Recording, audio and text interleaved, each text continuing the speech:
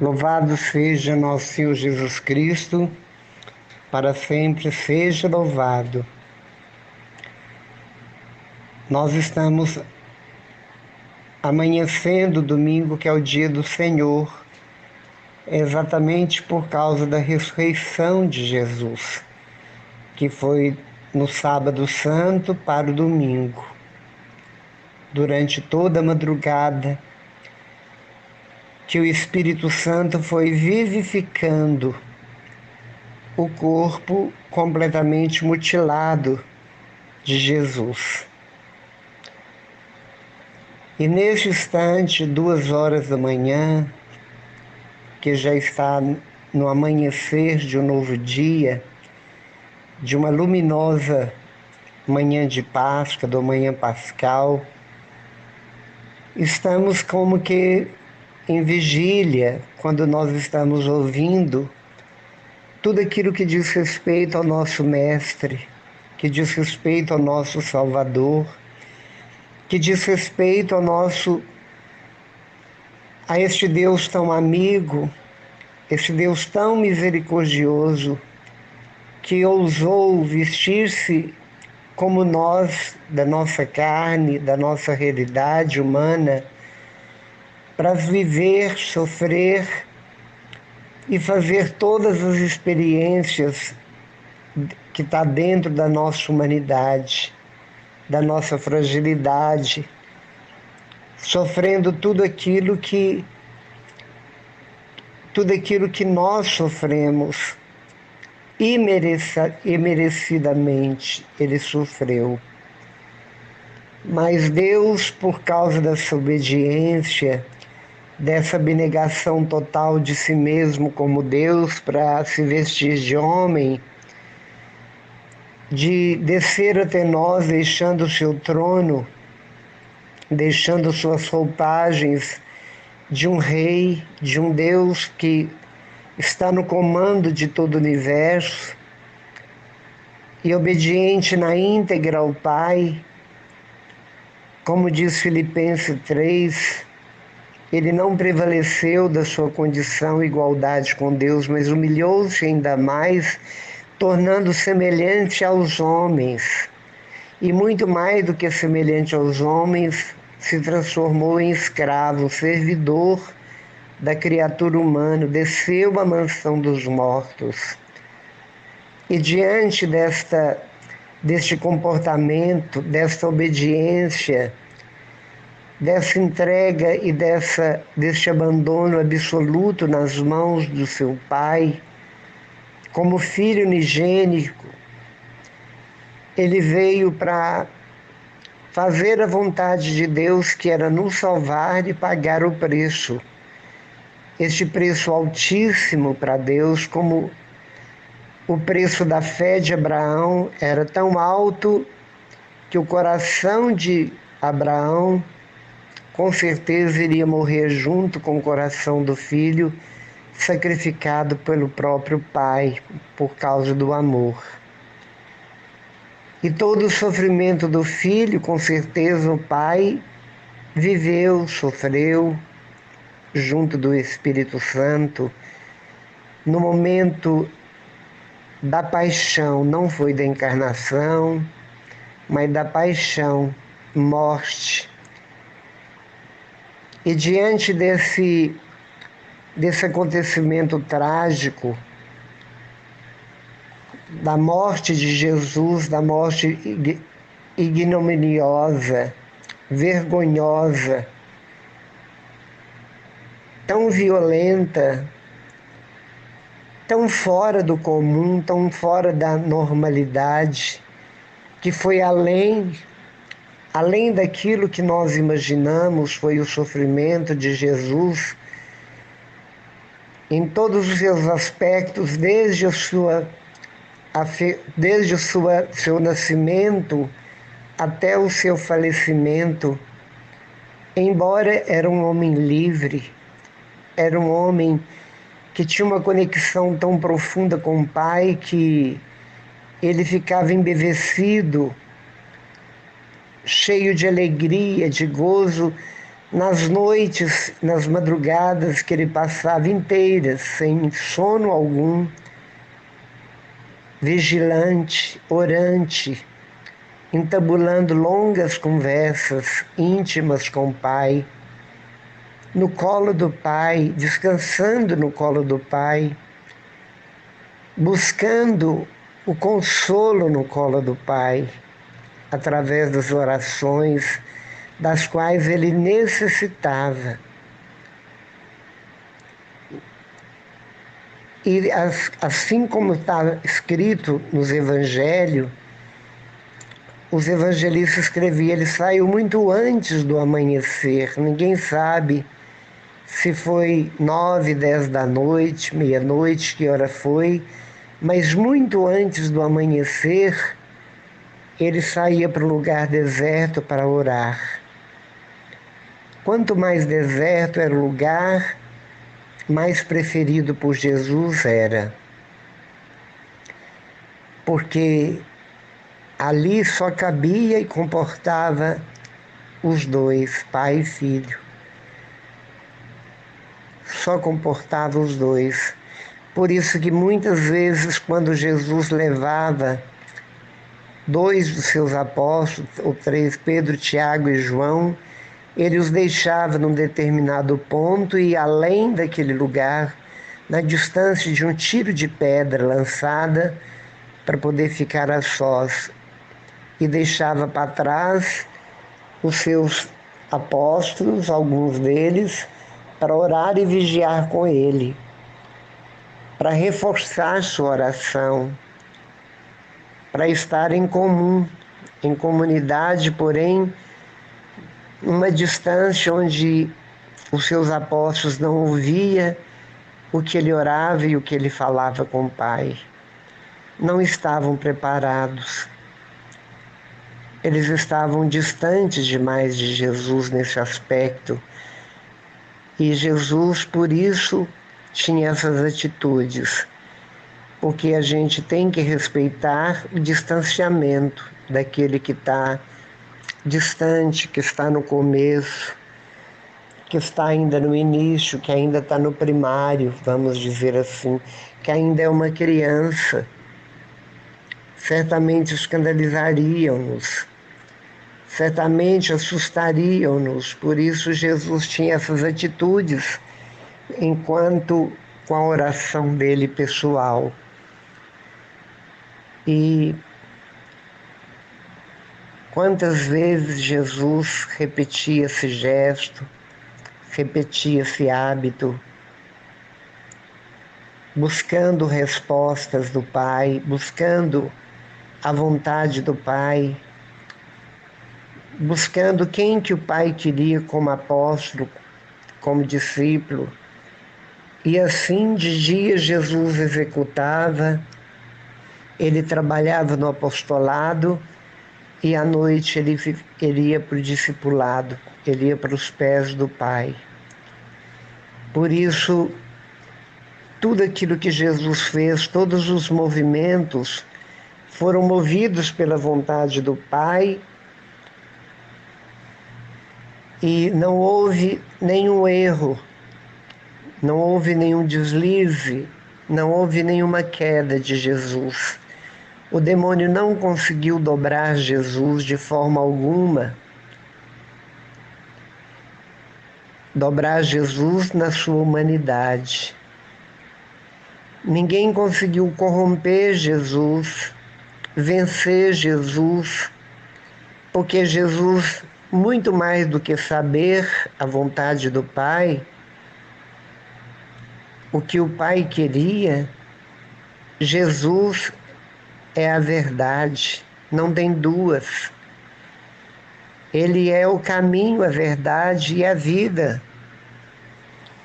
E por isso ele disse no final da sua vida, no final da sua estada na terra, depois de ressuscitado: coragem, eu venci o mundo e vocês também podem vencer, se vocês fizerem a vontade do Pai e andar no caminho que sou eu, dentro da minha verdade e vivendo uma vida segundo o jeito que eu vivi, e segundo, aquilo que eu vos prescrevi, como viver, como se portar, como vencer as tentações, vencer a si mesmo, assim como Jesus fez, ele ensinou bons mestres, ótimos discípulos. Muitas pessoas ainda afirmam, mas ele era Deus. Mas quando ele estava na vida terrena, ele era 100% homem. Ele tinha atitudes, ele tinha poderes, óbvio. O Pai permitiu que ele fizesse milagres, ressuscitasse mortos, coisas desse gênero, mas isso tudo para levar e ajudar a humanidade a perceber que ele era realmente, verdadeiramente Filho de Deus vivo. Era para ajudar-nos a crer mais em Jesus, porque se não for pela fé, não podemos ser salvos. É pela fé que somos salvos. É bíblico isso. São Paulo nos fala claramente sobre essa verdade. O próprio Jesus perguntava para os seus interlocutores que vinham pedir-lhe um favor: crês que posso? Havia essa pergunta: coragem, minha filha, tua fé te salvou, te curou. Porque a fé precisa estar numa conexão em dupla com o poder de Deus. É o crer com o querer de Deus. É o crer com o poder de Deus.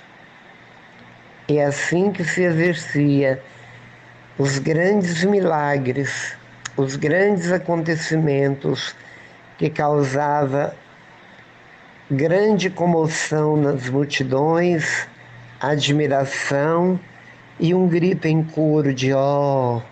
Abismavam-se diante do que viam e do que ouviam. Infelizmente, a inveja leva à morte.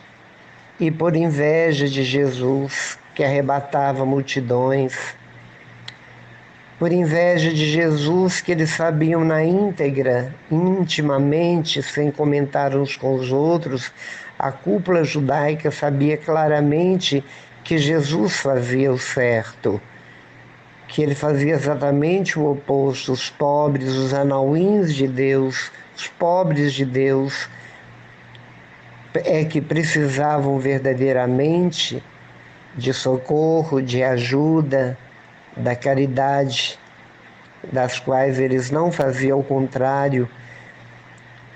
Os pobres, os doentes eram amaldiçoados por Deus e ficava à margem. Com certeza era para que eles não tivessem o compromisso de cuidar. Talvez eles tivessem o grande pecado e carregavam o grande pecado de ficar na zona de conforto, no comodismo, para não dizer uma grande preguiça, o preconceito contra a pobreza. Não ignorância da verdade, porque biblicamente, no Antigo Testamento, há muitas falas em que Deus fala do acolher o estrangeiro, de vestir os nus, de dar alimento aos esfaimados. Fala da caridade com toda certeza. Assim como Deus o era para todos aqueles que ele tirou do Egito, para aqueles que desde o primeiro homem ele não deixou o homem à mercê da própria sorte.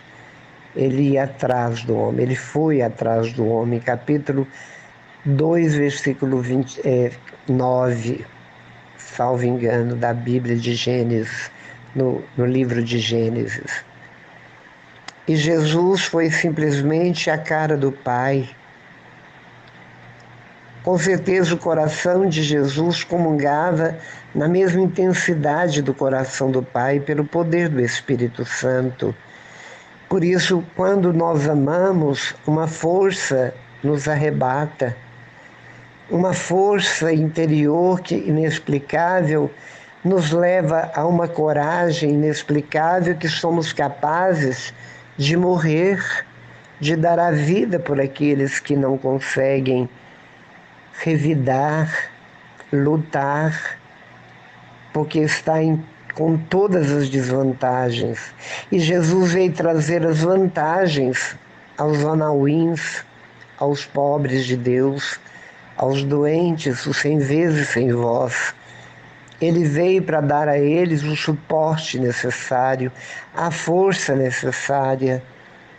Por isso que nós sabemos, e pela parábola do rico e de Lázaro, por que um foi para as trevas e o outro foi para o céu.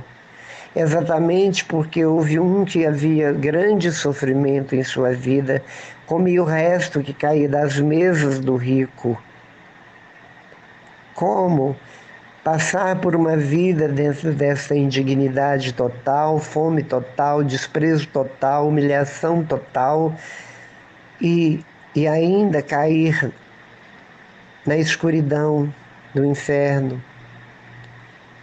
E aqueles que têm uma vida boa, é preciso de ter uma vida, pode ter uma vida boa, claro. Deus nunca condenou a riqueza, mas Deus nos pede que dividamos, que sejamos caridosos, que a gente faça com os pobres aquilo que gostaríamos que fizesse conosco se nós estivéssemos no lugar dele. Tudo o que quereis que vos faça, fazei vós a eles. E na realidade, naquele tempo, era o oposto. Era exatamente o oposto. Havia uma margem imaginária, havia uma linha imaginária onde os pobres não extrapolavam, não passavam daquela linha, enquanto que os outros também não, a não ser para escorraçar, para matar crucificado, quando havia algum tipo de roubo, de bandidagem no sentido de necessidade. E Jesus veio exatamente para mudar completamente essa realidade, esse sistema de morte, esse sistema de injustiça. E exatamente por tudo isso, por falar a verdade, por apontar o dedo, pela sua autenticidade de, com o chicote, expulsar os vendilhões do templo, tirar tudo aquilo que era contra a vontade de Deus, de dentro de um templo que única atividade que ele deveria ter era a vida de oração. Deus não queria matança de animais como sinal de penitência. Deus queria, ao contrário, era tudo aquilo que eu falei anteriormente. Deus não queria matança nem de gados grandes e gados miúdos, como as ovelhas, e para os pobrezinhos pombas, rolas. Ao contrário, ele não queria a morte de nenhum animal para lavar a alma dos seus pecados, mas ao contrário, ele queria a caridade, o amor, a bondade, a servidão, servir o outro, a misericórdia, a compaixão dos que tinham, dos que podiam, e ao contrário, eles se sentiam melhores do que os outros.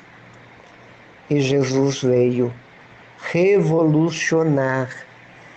Jesus veio atacar os alicerces daquela sociedade injusta. Jesus veio para enfraquecer exatamente essas estruturas que eram estruturadas sobre o egoísmo, sobre a egolatria, sobre o exibicionismo religioso e sobre coisas do gênero. E por isso ele foi levado à cruz de uma forma diferenciada de todos os crucificados da época, que tinha como punição e castigo exatamente isso, exatamente uma morte vergonhosa como foi a de Jesus.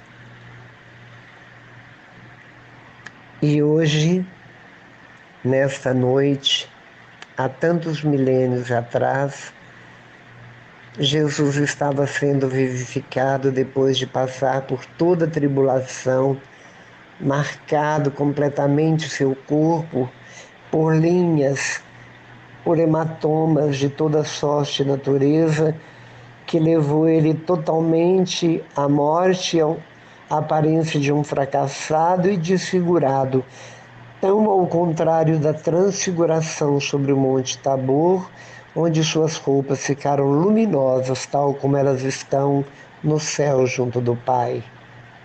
Ele foi desfigurado da cabeça à ponta dos pés, externamente.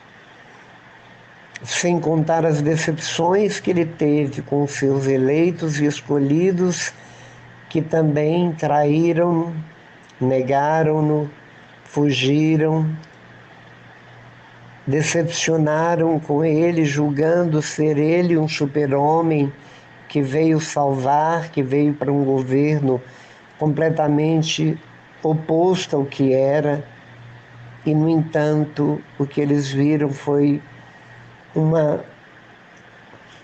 um cadáver completamente encolhido, retraído, agonizar e dar um grito que dava o desfecho na sua vida terrena, e não alguém que estava sendo aclamado, aplaudido, ricamente vestido em seus palácios, governando e doando abundantemente para os pobres as riquezas. Não, viram exatamente o fracasso, viram exatamente suas esperanças caírem por terra. Frustrados, voltaram alguns para Emaús, outros voltaram para suas casas e outros, atordoados, ficavam em pequenos grupinhos, disfarçados no meio das multidões, dentro de um acontecimento tão trágico, cochichando sem saber o que falar diante do que viram, que foi traumatizante. Foi traumático tudo que viram, que experimentaram e que fizeram, unindo psicologicamente num movimento de contágio psicológico de condenação a Jesus. Crucificam-o, crucificam-o. Pessoas às quais Jesus dedicou amor, sorriso, misericórdia, favores, salvação. Morreu sozinho na cruz e aos pés a companhia da mãe, inseparável, e de João, seu discípulo amado, que tem como símbolo João a águia, porque a águia é a ave que voa mais alto, e João foi o mais novo dos apóstolos e o que alçou o voo mais alto dentro da teologia de Cristo. Conheceu o respirar de Jesus, o arfar do peito de Jesus, o calor de Jesus, o odor de Jesus, porque era o único que reclinava a cabeça no peito do Mestre. E não abandonou Jesus, foi o único que não abandonou, e, no entanto, todos morreram martirizados. João foi o único que morreu de velhice na ilha de Patmos, escrevendo Apocalipse. Levou a Virgem para morar e cuidar dela na sua casa em Éfeso, mas depois que a Virgem partiu, ele partiu para a ilha e ali ele findou seus dias, para depois subir para a glória, para junto do seu Mestre, que ele tanto amava e era por Jesus tão amado. E eu te faço uma pergunta. Assim como a palavra fala que mais de 6.000 homens, sem contar mulheres, foram para o deserto e ali comeram o pão multiplicado, falaram no número de mais de 5.000. Assim como a palavra fala em Atos Apóstolos no início, que quando Pedro tomou a palavra depois do batismo no Espírito Santo em Pentecostes, falou de Jesus, contou a história de Jesus numa pregação carismática, resumida. Mais de 3.000 homens adaptaram, adequaram, aderiram à fé de Pedro. Mais de 3.000. A palavra fala que quando Jesus ressuscitou, depois de ressuscitado, que ele ficou mais ou menos 50 dias na terra, mais de 500 pessoas viram o ressuscitado. A palavra fala que mais ou menos 120 discípulos eram enviados, 72 eram enviados de 2 a 2 para pregar a palavra, curar. Depois a palavra fala que Jesus subiu no monte e ele escolheu 12 do meio de todos os 70 e tantos discípulos para ser seus apóstolos. Mas a palavra fala que quando ele saía para rezar ou para algo particular, ele levava apenas 3, Pedro, Tiago e João, para onde ele ia rezar nas madrugadas, mas ele ia adiante. Foi Pedro, Tiago e João que subiram no Monte Tabor quando viram Jesus transfigurar, e Jesus os proibiu de falar qualquer coisa. Mas a palavra fala que apenas um, no capítulo 13 de João, reclinava a cabeça no peito, aquele que estava com a cabeça reclinada no peito de Jesus. Que se formos olhar como se fosse um alvo, as linhas periféricas é dos números maiores e ele vai diminuindo na medida que vai chegar na mosca, onde se atira a flecha ou se atira a bala de um tiro ao alvo. No alvo, que era o próprio coração de Jesus, no centro da vida de João, Jesus era o centro da vida dele. Aí é uma pergunta: onde que eu estamos dentro dessa hierarquia de números? No meio dos 6 que buscavam Jesus para comer pão multiplicado? No meio dos 3.000 que aderiram à fé, mas onde foram depois disso? E os 500 que viram Jesus, ver Jesus ressuscitado, converteram-nos? E os 120, os 72? Ou eu estou no meio dos 12? Eu estou no meio dos 3? Ou eu também, como João, estou no peito de Jesus? Estou em contato com o coração, as batimentos cardíacos do coração de Jesus? Onde que eu estou? É preciso analisar com toda seriedade onde que eu estou na vida de Jesus e onde Jesus está na minha vida. Porque se eu não estiver no centro do coração de Jesus, e Jesus no centro do meu coração, tem outras coisas substituindo o meu mestre, o meu Salvador. E algo está errado, porque o sentido da vida sem Jesus é uma vida vazia, é uma vida de sofrimento, é uma vida de desespero, às vezes é uma vida que não tem consolação, é uma vida sem paz, é uma vida de tristeza, de depressão, porque é uma vida sem sentido. Jesus é o sentido da nossa vida.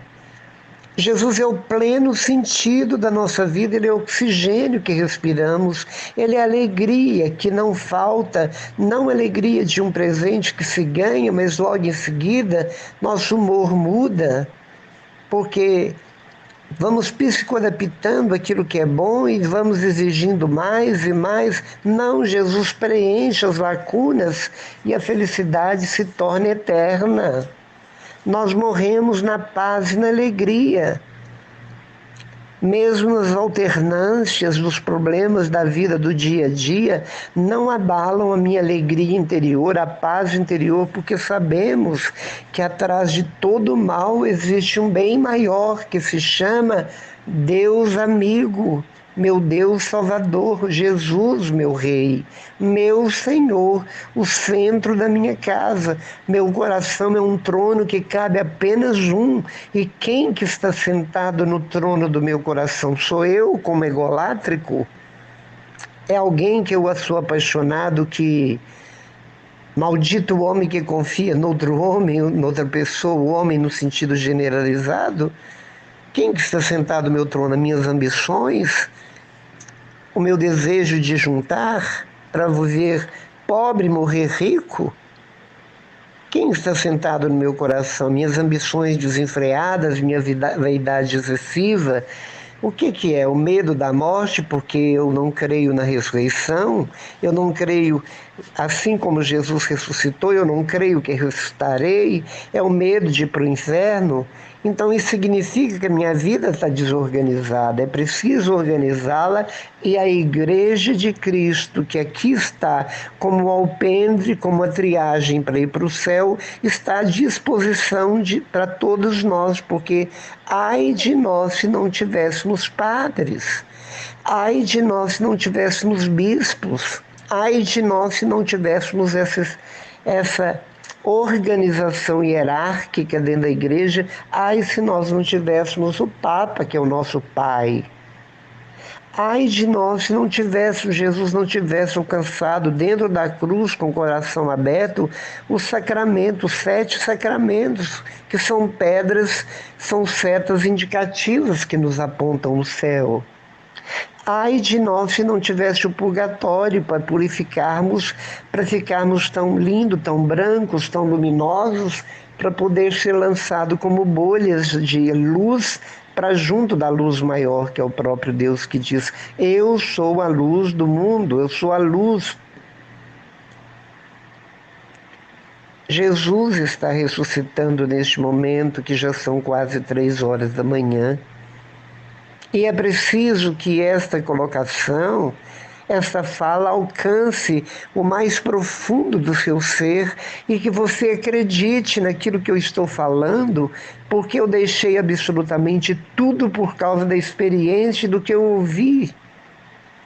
Quando eu vi a palavra de Isaías dentro de um grupinho de oração, e agora eis o que diz o Senhor, aquele que te criou, Luiz, e te formou, Jacó, Luiz. Nada temas, porque eu te resgato, eu te chamo pelo nome meu. Se tiveres de atravessar a água, não te afogarás, e o rio não te submergirá. Se caminhares pelo fogo, não te queimarás, a chama não te consumirá, porque eu sou o Senhor teu Deus, o Santo de Israel teu Salvador. Eu dou Egito por teu resgate, eu dou Estados Unidos, Europa toda e todos os continentes africano, asiático, australianos de troco, porque és precioso aos meus olhos. Essa declaração nunca mais esqueci.